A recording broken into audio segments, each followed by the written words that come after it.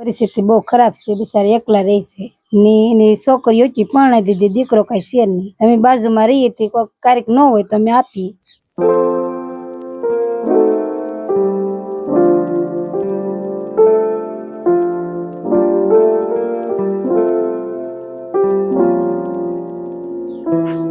જય શ્રી કૃષ્ણ માડી. જય શ્રી કૃષ્ણ માડી. કેમ છો? હા ઠીક છે. મજામાં? હા તબિયત પાણી કેવા? તબિયત પાણી તો સાંભળીએ ને થોડુંક ના સાંભળીએ એવું છે. અચ્છા, થોડુંક ઓછું સંભળાય. તમારું નામ શું માં? સોનાબેન. સોનામાં. દોસ્તો, આપણે ભાવનગર જિલ્લાના મહુવા તાલુકાના કતપર ગામે આવ્યા છીએ સોનામાને ઘરે. અને સોનામાની પરિસ્થિતિ થોડી નબળી છે. સંતાનમાં દીકરીઓ છે, દીકરા કોઈ છે નહીં. અને પોતે એકલા નાની એવી ઝૂંપડી છે, એકદમ નાની એવી ઝૂંપડીની અંદર રહે છે. તો માં, તમારે કેવું હાલે છે ઘર ગુજરાન? બધું હાલ્યા કરે છે? આ બેન રહી ને તે હાલ્યા કરે. જમવાનું કોણ બનાવે? તમે? આ બેન બનાવે. અચ્છા, બેન બનાવીને આપે છે. પછી તમારે દીકરા નથી માં? ના ના ભાઈ. દીકરી કેટલી? 5 દીકરીઓ. અચ્છા, 5 દીકરી. અને આ ઘરની અંદર જ માં રહેવાનું? મારા દાદા કેટલા ટાઈમ પહેલા ગુજરી ગયા? ઘણા વર્ષ છે આમાં. એક બેન નો જન્મ નતો થયો. એટલા વર્ષ છે. મારા દાદા શું કામ કરતા? કલર કરવા જતા. એ બંધર્યું ને. શેમાં? કલર નું બંધ્યું ને તો કે હું વાણમાં સર્જામ. એ મારા હાહુના ભાઈ હતા. એના ભેરા વાણમાં સર્યા. તે વાણ ના તોફાન થયું ને ઉડી ગયું. દરિયામાં તોફાન થયું. એને તરતા આવડે ને એ શું ના કરે? તો દરિયામાં હા હા. પછી એનું શરીર કેવું કઈ મળ્યું હતું? અહીંયા ન મળે, આમ આગા મળબાર કાંઠે એને. તો આ ઝૂંપડીમાં જ તમારે રહેવાનું? આમાં કઈ પંખાની કે સુવિધા નથી માં? કઈ નથી? હું તો ઓસરીમાં પાથરીને હુઈ જામ. ઓસરીમાં પાથરીને હુઈ જાવ. તબિયત તો હારા રહી ને? હા. આ અમારા પાડોશીનો દીકરો છે ને, આયા રાતનો નીકળે તો કે ઓનામાં શું કરો? ભાઈ હું તો હુતી. અચ્છા માં, આપડા પાડોશી આપણું ધ્યાન રાખે ને એ સારું કહેવાય માં. ઘણું રાખે. એ આ બેન નો છે. અચ્છા. ના ના માં, આપડા પાડોશી જેટલા આપડી યારે હળી મળીને રહીને તો આપણા માટે સારું ને. બીજું કયો કાંઈ? બીજું કાંઈ નહીં. હું તમને માં 2 મહિનાનું અનાજ આપું તો તમે લેશો? અનાજ આપું, અનાજ. તમારી જેવા વૃદ્ધ લોકો હોય ને એવા લોકોને હું 2 મહિનાનું અનાજ આપું માં. હા માં. તો હું તમને છે ને કલાકમાં લાવી આપું, બરોબર? હા. મને પેલા પ્રકાશભાઈએ કીધું કે આ સોનામાં છે ને એકલા રહે છે. અને એને આગળ પાછળ કોઈ છે નહીં. અને દીકરા નથી, 5 દીકરીઓ જ છે, બરોબર? તો આપણે દીકરીઓનું માં ખાઈ તો થોડું સારું લાગે? મજબૂરીથી ખાવું પડે ને. આ ઉંમરે આપણું શરીર કામ ન કરતું હોય માં. તો હું છે ને માં કલાકમાં હમણાં આવું. હો, તમને મળીને ખૂબ મને આનંદ આવ્યો માં. હા માં.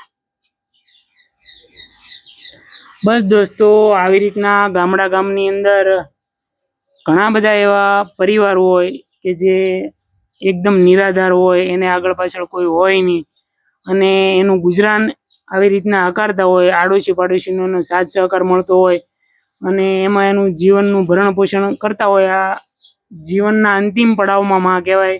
80 વર્ષ આજુબાજુની ઉંમર છે. તો દોસ્તો, વિડીયોની અંદર કન્ટિન્યુ બના રહેજો. આપણે સોનામા માટે રાશન લાવી અને એમને આપશું અને એ ખૂબ રાજી થાય છે. અને બસ માં, તો હું જાઉં રાશન લેવા. હા જાઓ. કલાકમાં આવું. હા હા જાઓ. તો બેન, શું તમારું નામ? મંજુબેન છે. મંજુબેન, આ માની કેવી પરિસ્થિતિ છે ઘરની? પરિસ્થિતિ બહુ ખરાબ છે, બિચારી એકલા રહે છે. હા. ને એની છોકરીઓ પરણાવી દીધી, દીકરો કઈ છે નહીં. અમે બાજુમાં રહીએ તે કોઈ કાર્યક ન હોય તો અમે આપીએ. ના ના, એ બહુ સારી વાત કહેવાય બેન તમારી. અને સા બનાવી હોય તો આપી બોલાવીને, ને કાર્યક જમવાનું આપી પડ્યું હોય તો એ બિચારા જમી લે. એની બહુ પરિસ્થિતિ ખરાબ છે, કેમ કે દીકરો નથી ને એટલે. હા, દીકરો નથી, પછી દાદા ગેરહાજર. ગેરહાજર દાદા ઘણા સમયથી એમ કહે છે માં બિચારા મકાને આવું છે બિચારા મકાને નાની એવું- પાણી પડે બધું હા પાણી પડે અને આખું જર્જરિત છે હા અને એકદમ ઝૂંપડા જેવું છે. તો હું બેન તમારું નામ? મંગુબેન મંગુબેન. તો હું કહેશો માની વિશે તમે? બધું હાવ નથી બિચારા ડોહીમાં એને હમ કાંઈ નહીં પરિસ્થિતિ છે બધી હમ. ને અમે ન હોય તો અમે આપી થોડુંક ના ના એટલો તમારો બધો શેરી વાળા બધા ધ્યાન રાખીએ ના ના એટલો બધો તમારો સાથ અને સહકાર મળે આ માની બહુ સારું કહેવાય. આપણા આડોશી પાડોશી નો ધર્મ જ ઈ છે મોટો. અમે આપી હા કે આપણે આજુબાજુમાં આવી રીતના એને સપોર્ટ કરીએ તો એને બિચારાને એમ થાય કે મારી આજુબાજુમાં કોઈ છે. પૂછીએ હોનામાં જમી લીધા તમે તો કે ન જમ્યા હોય તો કે તમે આજ લે જમી લે અમે શેરી વાળા ધ્યાન રાખી બધા ના ના બહુ બહુ સારું જ કહેવાય. બરોબર ને?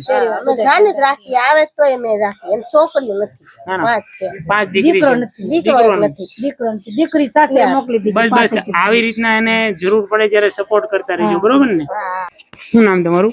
મારું નામ રાઠોડ હર્ષદ છે ને હું કતપરમાં રહું છું એન્ડ માડીનું ઘર છે ને એક્ઝેક્ટ બાજુમાં જ હું રહું છું. માડીની પરિસ્થિતિ એકદમ જ ખરાબ છે. એને કોઈ છે નહીં આમ સપોર્ટ કરે એવું, એટલે આ આડોશી પાડોશી જે હોય છે એ એને મદદ કરે છે. તમારા વિડીયો મેં બહુ જ જોઉં છું એન્ડ તમારી જે કાર્ય છે મને બહુ જ ગમે છે. તો આ એક પ્રેરણાદાયક છે કારણ કે તમે બધાને મદદ કરો છો અમે જોઈ છીએ અને માડીની પણ બહુ જ આપણે મદદ કરી છે તો એ પણ અમે જોયું. આવા વૃદ્ધ લોકો આપણી આજુબાજુમાં રહેતા હોય તો આપણે એને સપોર્ટ રૂપી બનીએ. બસ બીજું તો શું છે, જીવનમાં નાની એવી જિંદગીમાં આનંદથી જીવી અને આપણે અહીંથી વિદાય લેવાની છે. બરોબર? બસ દોસ્તો પ્રેમ સપોર્ટ આપતા રહેજો. આપણે દોસ્તો મા માટે રાશન લાવ્યા છીએ અને મા આપણી કલાક થાય રાહ જોતા. હવે એને આપણી પર કેટલો ભરોસો હશે. તો માનું પેલા આપણે થોડું ઘર બતાવી દઈએ. આવો.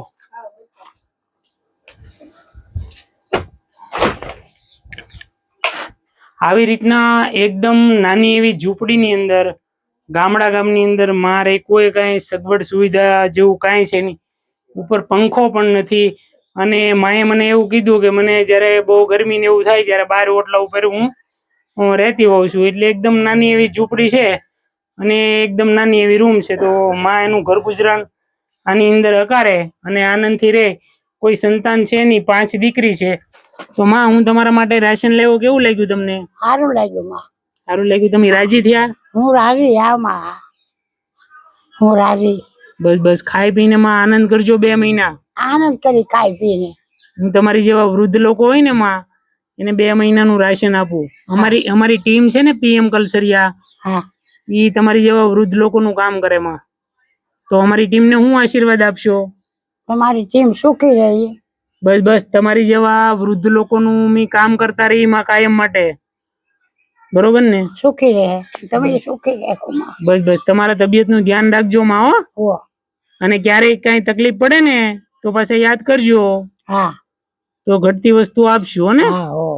બસ દોસ્તો કેટલા સોનલમાં રાજી થયા અને આ ઉંમરે પણ પોતે આનંદથી રહે છે અને એના તબિયત સારા રહે એ મોટી તો વાત છે. તો બસ દોસ્તો તમારા સાથ અને સહકારથી આવા વૃદ્ધ લોકોને આપણે કાયમ મદદ કરતા હોય બને એટલો વિડીયોને શેર કરજો તમારા દરેક ગ્રુપની અંદર. ફરી મળશું આપણે એક નવા વિડીયો સાથે. ત્યાં સુધી આવજો અને તમારું ધ્યાન રાખજો. તો માં હું જાઉં છું હવે. હા જાઓ માં હા સુખી રહેજો. બસ બસ આવજો. બસ આવી.